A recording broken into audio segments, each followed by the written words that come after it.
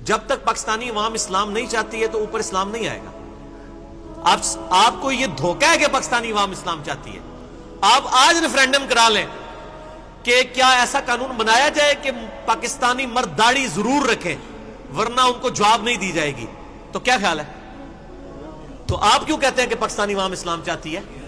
کوئی نہیں چاہتی ہے، ورنہ آپ کو بھی پتا ہے ریفرینڈم میں ہی جواب نہیں آئے گا۔ تو اس کا کیا مطلب ہے کہ آپ رائے عامہ ہموار کریں کہ پاکستانی عوام اسلام چاہے، تو جو اسلام نہیں چاہتی اس کے اوپر زبردستی کا اسلام نافذ نہیں کر سکتے آپ، ورنہ نقصان ہوگا، الٹا نقصان ہو جائے گا۔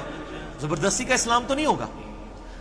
یہ لوگوں کو بڑا شوق ہے جی سلطہ ہمارے ہاتھ میں آ جائے حکومت تو ہم یہ کر دیں گے وہ کر دیں گے۔ کیسے کریں گے میرے بھائی؟ کچھ بھی نہیں کریں گے۔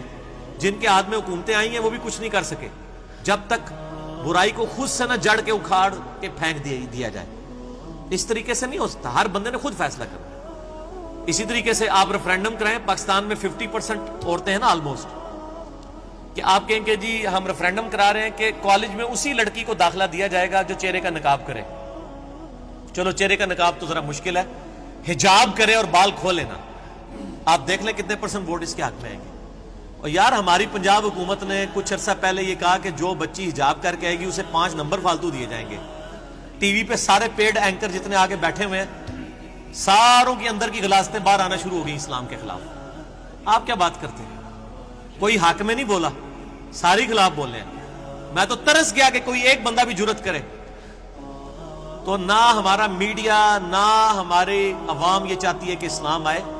اس لیے پھر بہتر یہ ہے کہ اسلام لانے کی بجائے پہلے ان کو مسلمان کرنے کی کوشش کریں، رائے عامہ ہموار کریں، جو ہم کرنے کی کوشش کر رہے ہیں۔ زبردستی سے کچھ نہیں ہوگا، ٹھیک ہے جی؟ زبردستی کے اسلام کا کوئی فائدہ نہیں۔ میں اکثر کہتا ہوں کہ آپ بریلویوں کو ایجوکیٹ کریں کہ وہ مزارات خود توڑیں۔ کوئی مزار پاکستان میں نہیں ٹوٹنا چاہیے جب تک بریلوی اپنے مزارات بنائے ہوئے خود نہ توڑ دیں، اتنے وہ ایجوکیٹ ہوں۔ جیسا کہ مشرکین عرب سے نبی علیہ السلام نے ان کو اسلام میں داخل کیا، انہوں نے بت توڑے تھے۔ حضرت خالد ابن ولید جو بتوں کے سب سے بڑے ڈیفینڈر تھے، فتح مکہ والے دن اگے سارے بت وہ پان رہے سن۔ تو میں اکثر کہتا ہوں کہ دیکھو اللہ تعالیٰ نے سب سے سخت بندہ جو اسلام کے خلاف تھا خالد ابن ولید رضی اللہ تعالیٰ عنہ، 19 سال تک کافر رہے ہیں۔ نبی علیہ السلام کے لانے نبوت کے بعد کتنے سال؟ 19، ایک کم 20۔ اور آپ دیکھیں 19 سال زندہ بھی رہنے، حالانکہ مر سکتے تھے جنگائی، تبھی موت مر سکتے تھے۔ اللہ نے ان کو اس پیجن کہتے ہیں انگلش میں بت پرست کو۔ آج جا کے آپ گوگل پہ خالد ابن ولید کا تعارف لکھیں نا تو گوگل آپ کو بتائے گی، ورلڈ جو انسائکلوپیڈیا ہے، کہ ایک پیجن شخص تھا، 19 سال دین اسلام کا مخالف رہا، اور پھر وہ اسلام میں داخل ہوا اور اس نے رومن اور پرشین امپائر الٹ دی جا کے۔ 100 جنگیں لڑی ہیں اپنی زندگی میں، ایک جنگ بھی نہیں ہاری۔ There is no other general in the history of humanity، انسانیت کی تاریخ میں کوئی ایک جنرل بھی ایسا نہیں ہے سوائے خالد ابن ولید کے جس نے ساری جنگیں جیتی ہوں۔ سکندر اعظم بھی جنگیں ہارا ہوا ہے، اور ایسی جنگیں جیتی ہیں کہ غزوہ احد میں کافروں کی طرف سے ہے وہ بھی جنگ جیت کے گیا۔ نبی علیہ السلام کے دانت شہید ہوئے خالد ابن ولید کی وجہ سے، اور حضور کے لیے آپ علیہ السلام کی مبارک زبان سے دعائے ضرر یعنی بددعا نکل گئی خالد کے لیے۔ اور قرآن میں آیا کہ نبی علیہ السلام آپ کو کوئی اختیار نہیں ہے، اللہ چاہے تو ان کو ہدایت بھی دے سکتا ہے۔ اس ٹائم کسی نے سوچا بھی نہیں تھا کہ خالد ابن ولید کو ہدایت مل جائے گی۔ اور پھر اللہ نے پھر کہا کہ اہل ہے، پھر نبی علیہ السلام کو کہا کہ اب اس کو سیف اللہ ہے۔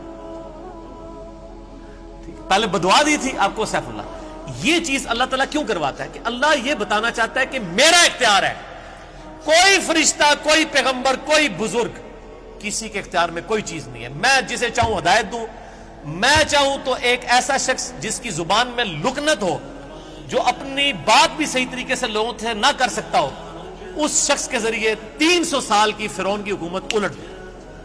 موسیٰ رضی اللہ تعالیٰ عنہ وعلیہ السلام، سیدنا موسیٰ علیہ السلام، ٹھیک ہے جی، میں چاہوں تو ایک ایسا شخص جس کو کوئی دائی لینے کے لیے تیار نہ ہو، یتیم ہو، اس کے ذریعے میں رومن اور پرشین امپائر کی ہزاروں سال کی حکومتیں ختم کروں، اور ایسی ختم کروں کہ دوبارہ کبھی مذہبی جبر نہ آئے۔ آج دیکھ لیں نبی علیہ السلام نے جو پریڈکشن کی تھی نا، اب قیامت تک کبھی کیسر و کسرا نہیں ہوں گے، نہیں ہوئے۔